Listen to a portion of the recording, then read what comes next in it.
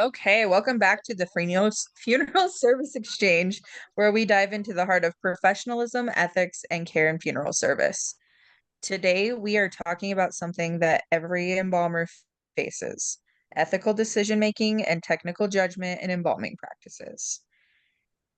From For me, surface treatments to aspiration timing, it all connects to one major goal: preserving dignity for every decedent that we serve. perfect. I think when I talk about ethical considerations, my biggest thing is confidentiality and the need for confidentiality. You know, it's fun to talk about like with friends, like the fun or like cool things that you see when we're in the job, but all of those things are personal information that we should keep, to ourselves. And if we are talking to other colleagues, you do it at work, you do it in the privacy where you're not having other people hear, or being able to pick up on any distinguishing information that might be their loved one. You never know, right? Right. Yeah. Yeah, No, like their names and I Mhm. don't know what that Especially counts the way names. that they look. Yeah. it is one of those things too, as like, somebody that has a lot of friends that do have a morbid curiosity about what we do. You run into Mhm. that fine line because it's some of these people, I've had my mother ask me questions, and um it's just one of those things that regardless the relationship and um regardless of how interesting some of our cases may be, keeping confidentiality is major just for the respect of the deceased that you're caring for. Sometimes you gotta act just like you're stupid and like you have amnesia sometimes. Right. Yeah, Right. Because they're gonna keep on asking, well, I'm your mother and I won't say anything. Well, I have no idea. I don't even remember. It was just like a yeah. blur. Yeah. Yep. Some things are just better left unsaid. And when it comes down Right. to it, it's like that's one thing too that I strongly stress is, while you may just be at lunch with one of your closest girlfriends, you have no idea who is sitting next to you, behind you. You don't know who your waitress is. And you could say something unknowingly with that individual being a relative, a family friend of the deceased. And so Mhm. it's important to remain mindful of those situations and just conduct Absolutely. yourself in a manner of professionalism at all times, and make sure that you are keeping things confidential between yourself and your colleagues. Mhm. Absolutely. The same goes for photographs. I have personally never been asked never run into this situation, but I know that photography and in the prep room, I know that can be a topic of contention where some people do kind of not give that dignity to the deceased, and might want to take pictures, but I mean, unless the family has permission, like if you're doing a case study and you're like doing some professional work and you ask the family, you have signed consent of, hey, can I take this photograph and use it for this reason, this professional reason. There's no Right. reason to have your camera out, there's no reason to have. Absolutely not. No. Right. um And then the other thing that I also think about that is massive and like major with any kind of ethical consideration, identification and the importance of identifying a deceased and being able to just make sure that you always have the right person. You're always filling out your chain of custody. Like you're always double checking every bit of identification for that person. Um, I don't think that there's any more dignified way to extend that best practice for that person, than making sure you have the right person you're embalming or doing any kind of services on.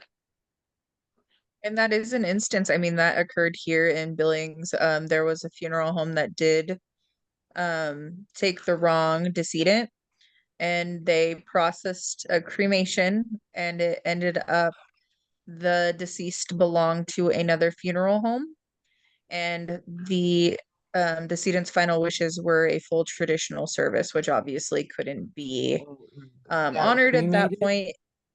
And Mm. what was that? You said he got cremated? He got cremated, yeah. Hmm.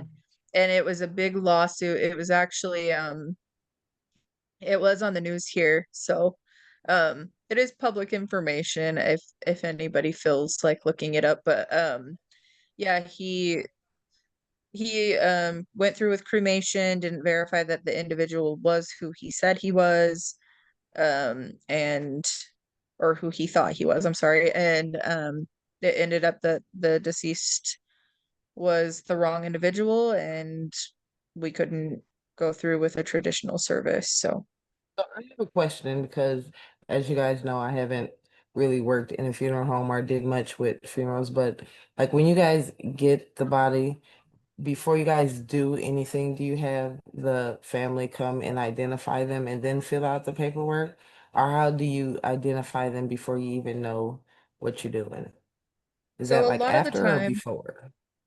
what I was doing before I injured my knee is I was the transfer technician. So we have two people at my facility that did it, and it was me and another gentleman. And so I'll just speak on my personal is you get that first call when it comes in, of course, and then I have the phones too. Every week during the week I take the phones until the on-call director takes them from me. Um and so a lot of the time I would be the one that received my own first calls. And so I would take the information that I needed and I would go down to the funeral home. I'd go to wherever they passed. The way that I would verify if it was a hospice call, like at a home, a lot of the time, family usually is present unless it is a hospital call. The hospital calls, the family is not present unless it's like it occurred in the ER, and everybody's still kind of there uh lingering. And um so I mean, at that point it's kind of obvious, I guess, when the family is there that Hmm. they are who they say they are. Um, Hmm. and so if that is something that happens where I'm on a first call and I meet the family, say I meet the wife, um, she's giving him kisses, she's s- signing paperwork for me, and we're talking about meeting the next day. Then when I get back to the funeral home, I would identify him with like a toe tag. And then we have a system at my funeral home where we use a whiteboard, and so with that, I would put the date that I received the decedent, his name, and then I would put, we have different tables. And so I would put the table that I had placed him on. And then we also have three different areas where we can store in my facility. So I would also list, like blue table, back cooler in dressing room. So those are things that I do to make sure that I keep track of them while they are in our care. But if it was a situation where it was like a hospital call and the family is not there, all I have is just a tagged body from the hospital staff. Um, I actually spoke to Dixie about this earlier, Dixie Evans, because my funeral home isn't one that, with the cremation authorization, we make you come back and verify that they are who they say they are. We just assume that they are who they say they are based off of the identification tags the hospital gives us along with paperwork.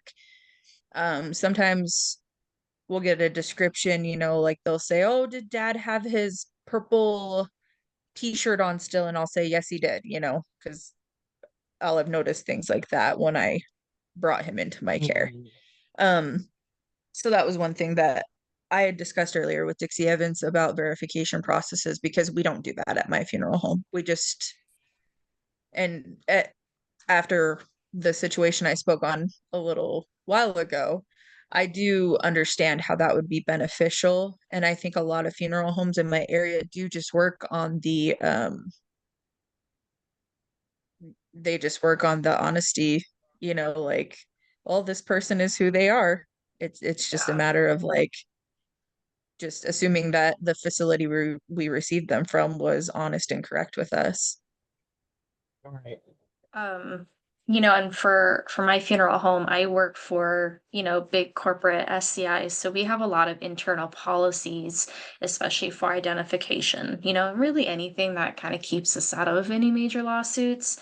Right. But before we do embalmings, especially before we do cremations, like that's not even like that's a given. But even with embalmings, even if we're doing like a minimum preparation, we're just setting features, for a private viewing, we always ask for a photo like right beforehand. So the family either provides us the most recent photo, we have to be able to verify right then and there with that picture. Like it can't be when they're 20 years younger, if they're Right. older, but they have to be a current picture so that way we have something to compare that to before we do anything, especially embalm, because you know there's you know there's for us there's time and labor and chemicals and all the other things on our end, that would be putting into an embalming, of maybe somebody who didn't want to be embalmed, but for Religious that, too. yeah, for that family though, it's more about the fact that they got something that they didn't want to because we didn't make sure that the name tags checked or that it was the right person. Right. So we do have couple of extra steps just to make sure, but again, we have large company, large and a lot of internal policies, but that is part of the ethical decisions that we have to make, right? With as funeral directors and embalmers, is we always have to make sure that we're doing every bit of protocol to ensure that, hey, this person is going to get embalmed, this is the right person, and um and that I would say another ethical consideration is just to make sure that when we're talking to a family that maybe they didn't decide whether they want to be embalmed or not, making sure that they know that it's not um illegal to get, or it's not the law to get embalmed, like they don't have to do it if they don't want to. Like, it's Right. pretty much funeral home policies that determine, well, if you're having a public viewing and not a private viewing of 50 people, but a public viewing, that most funeral homes are going to want to do an embalming, right? For that, or require an embalming for that. Right. Yeah. Um, but, speaking of embalmings, surface embalming, what are some, I'm curious, what is it? And then have you guys used it or run into it anytime recently or anything notable? Yeah. So with surface embalming, I have used it in a couple of instances. So we did have a baby that was about midterm, and she ended up miscarrying. And so what we did with that baby is we did do a surface embalming for that child, where we just dredged the baby with the arterial fluid.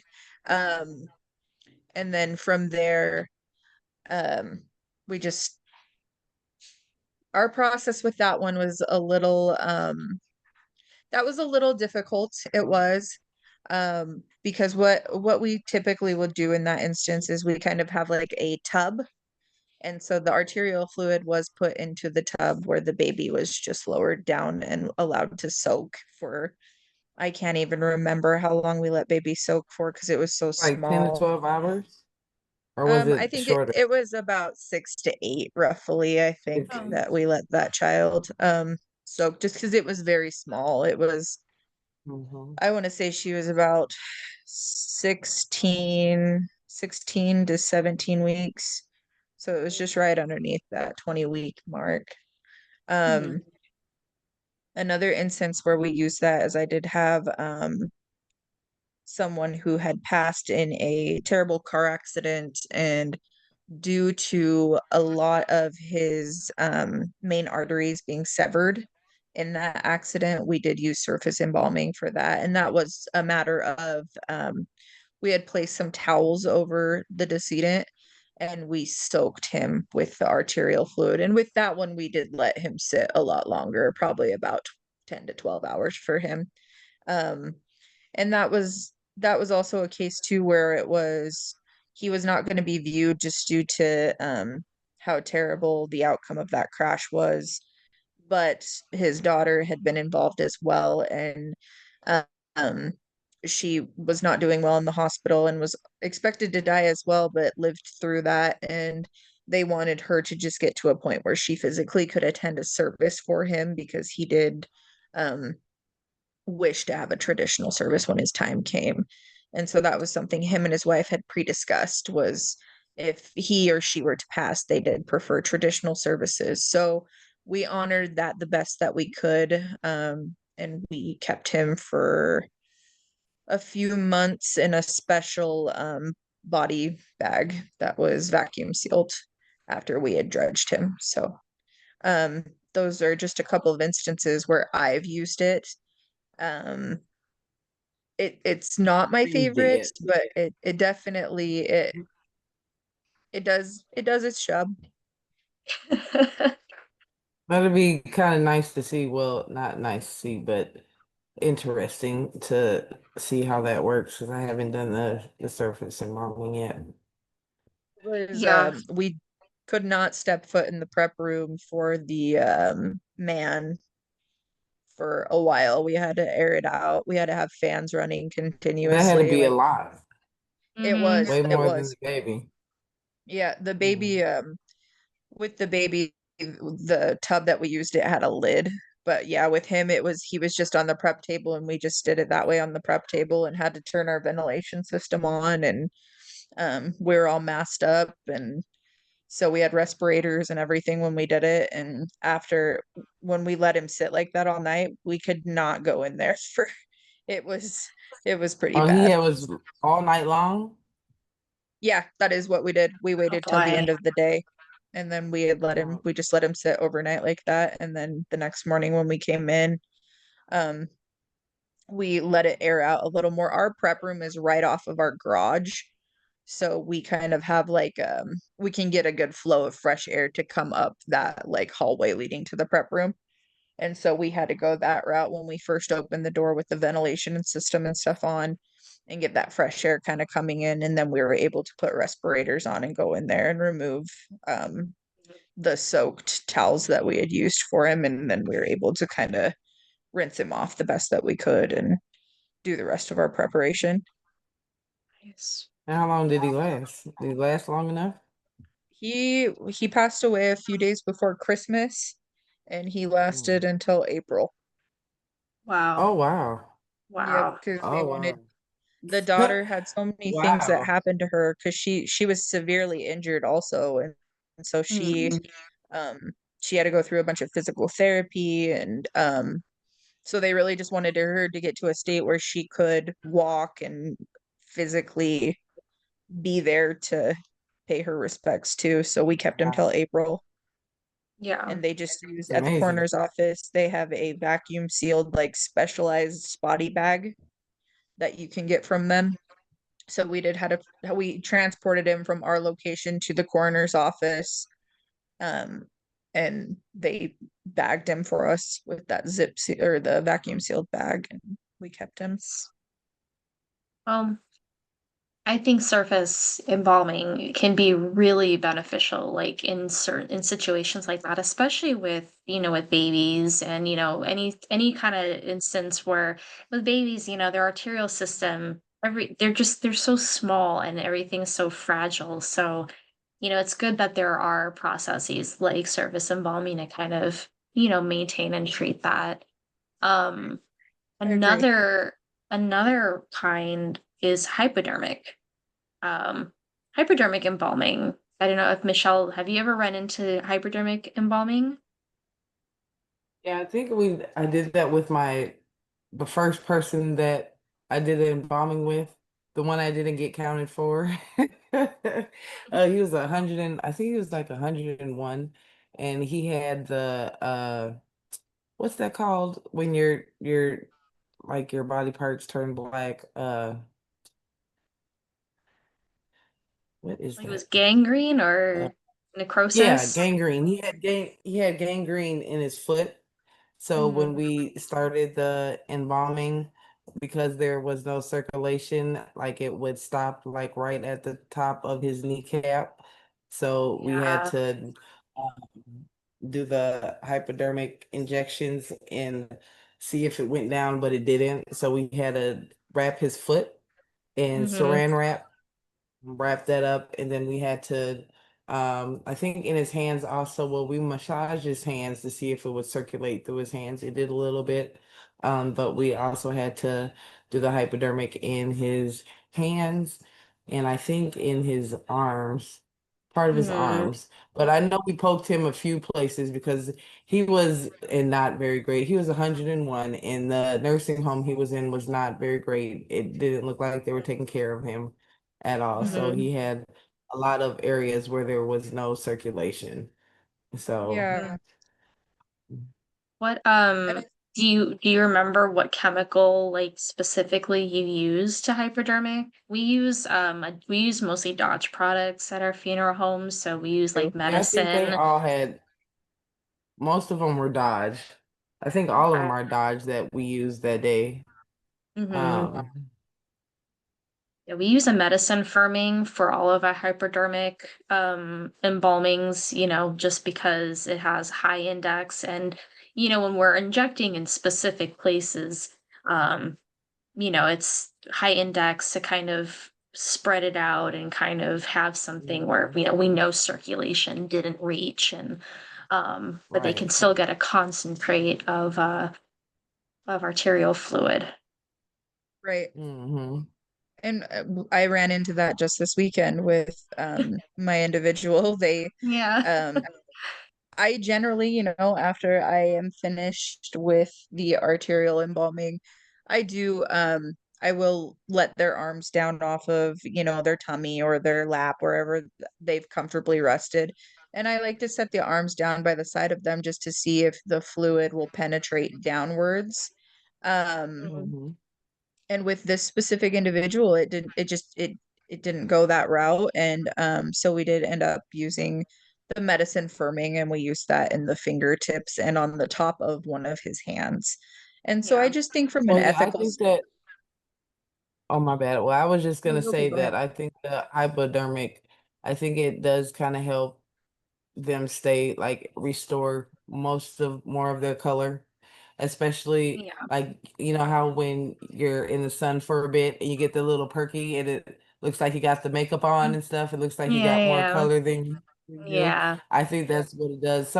Some people, I will say, it makes them turn a little orange, so you got to figure that out. But on a lot Right. of people it makes them a little reddish, so it makes it looks like they still have life in their face. So when Hmm. it comes up to their face, I think that that also helps um, restore their natural beauty that they have, and it doesn't really Yeah. look like they're dead, like they're just sleeping. It does. I don't know. Maybe it's just because that was the first time I saw that, but it looked like he was Yeah. just sleeping, like he still had color, like he wasn't dead pale anymore. Right. Which is nice. I think Yeah. to touch too just on a kind of a different subject here, but with aspiration too. Um I know that a lot of individuals they use the immediate aspiration. That's something that I am favorable of. I do Mhm. enjoy doing the immediate aspiration over a delayed aspiration. But I'm curious Mhm. if you guys have any opinions on that. If you guys are, I prefer the immediate just because when I am going through the process, it's just kind of something that I am used to immediately doing. I can Mhm. see why somebody may want to use the delayed method, but I do prefer an immediate. So I was just curious if you guys had any thoughts on that and what your preferred method was. I mean, I don't I've have a only ever preferred done method yet. immediate. Yeah. I've only done two. I've only done two, so I don't have a preferred Yeah. method yet, but I'm sure I will have one. So if I ever Yeah. talk to you guys again after this Yeah. class, I will let you know what my preferred method is, okay? Yeah. I You know, promise. I just haven't run into any scenario. I mean, most of the embalmers that I work with, like we all do immediate, but I haven't run into a situation where a delayed aspiration would be Hmm. necessary. You know, I know that there are some perks, right? Like it allows some time, allows a lot of time for the arterial fluid to kind of circulate and move through and kind of settle Mhm. in the body. Um, but I know that there's also, when you have all that arterial fluid, you know, you're kind of getting everything to kind of firm up a little Mhm. bit beforehand. And I can see that those are all perks. You know, that might be easier to penetrate like the viscera with a trocar when you're aspirating. Um, Mhm. but I think But like it with the may immediate. be used Mhm. like if you have like if they have more of the blood clots, it might be better to Yeah, use the delayed aspiration. I haven't seen it yet. I saw it on TV. yeah. So that's why. Well, Only instance where I've really had to do a delayed um was per my boss's recommendation where I did have an individual that was taking he he just was his abdominal area was turning like hot pink where I normally would go in for aspiration, and it was mhm, such a wide area that was going hot pink, but the other extremities were not taking as well, and so obviously I had that was where I had to raise other vessels. But he recommended, due to how hot pink and burnt is what we refer to it as when they get overly embalmed, this individual was getting, that I delay aspiration. So I have used it one time, I guess, and that was just due to he wanted to see how that abdominal area firmed up and kind of sure, settled before I sure. proceeded with doing anything further to It's him. And amazing how we complained about how long it was and it went by so fast, right? no, Well, this is great. yeah, I think this is great. And, you know, I think that as aspiring embalmers, it's so important to kind of like share Mhm. our learning experiences because, you know, all three of us are in different places. We have different Mhm. preceptors and different people supervising to kind of help us. You know, nobody does everything the same way. And, you Mhm. know, nobody has the But same, won't we all be in the right? same place? Don't you guys all have to come to Des Moines anyway for a class? Right. Do yeah, But I will. yeah, all of our learning experience though is all different. And I think that that's why it's so important Mhm. to kind of like be able to talk about the things that we run into and kind of like um how we'd handle it. So I personally look Yeah, that's forward what to my being able to preceptor do that. said. Yeah, Yeah, I Yeah, look my forward. preceptor told me like you can learn something one day and do it this way, but being a funeral director, you're gonna learn something every single day. You're gonna learn how to do an embalming something different every day because everybody doesn't die the same and everyone doesn't have the same health Mhm. issues and all that. So if you think you're gonna do this the same way, or if you get used to doing it like this, tomorrow it's gonna be something totally different. So never get used to what you're doing because it's always gonna change. absolutely. Right. And I think just embalming in general, as far as Mhm. ethically, I feel like you want to provide the best experience for every family that you interact with. And if that Mhm. wish Mhm. is to have embalming included, our job is to do what we can to honor that and to give them a pleasant experience when doing so.